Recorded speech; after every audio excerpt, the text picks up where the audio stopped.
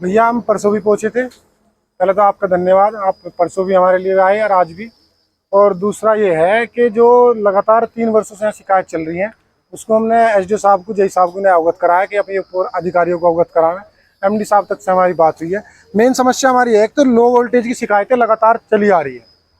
हमने इनसे पूछा जी शिकायत की दर्ज, आप शिकायत दर्ज कर रहे हैं वो कहाँ कर रहे हैं, उसकी जानकारी ली इनसे।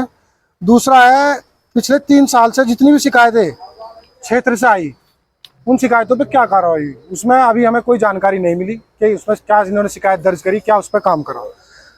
जो जितने भी उपभोक्ता हैं जो लो वोल्टेज के कारण जो 115 वोल्टेज आ रहे हैं, अगर उसकी शिकायत भी दर्ज कर रहे तो उस पर कोई कार्रवाई नहीं हो रही। और किसी का तो फ्रिज फूक गया, किसी का पंखा फूक गया। लो वोल्टेज के साथ ये बहुत समस्याएं उनके साथ हो रही, जिसमें योजना ये तक है कि अगर किसी भी उपभोक्ता का कोई सामान फूकता है 230 वोल्टेज कम होने तक, तो उसका मुआवजा तक देंगे। उसकी हमने इनसे अपनी बात रखी कि भाई ऐसा वोल्टेज की शिकायत पर आप काम क्यों नहीं कर रहे। ट्रांसफार्मर पर जो लोड बढ़ रहा है उसकी शिकायत इन्होंने कहाँ दर्ज करी, अगर दर्ज करी तो उसका नतीजा क्यों नहीं आया अब तक।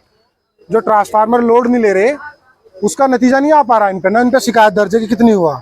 लोड सर्वे, जो इन्होंने लोड सर्वे करा, उसकी लोड सर्वे में क्या आया कि कितना लोड उन पर है, वहाँ शिकायत पे काम क्यों नहीं हो रहा अगर लोड बढ़ रहा है। जो यहाँ पर उपखंड अधिकारी हैं, तो क्या आश्वासन आज वोल्टेज को लेकर या बिजली कट को लेकर क्या समस्या का समाधान है? समस्या का समाधान एसडीओ साहब अभी बोल रहे हैं कि हम ऊपर अपने अधिकारियों से बात करके उस पर जल्दी से जल्दी कार्रवाई करेंगे।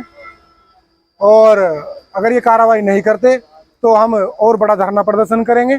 और ऊपर अधिकारी, फिर चाहे हमें मेरठ में करना पड़े, एमडी ऑफिस में करना पड़े, हम इस शिकायत को, जब तक क्षेत्र की जनता की शिकायत कम नहीं होने की, अब हम इन्हें जगाते रहेंगे कि भाई इस पर कार्रवाई करो।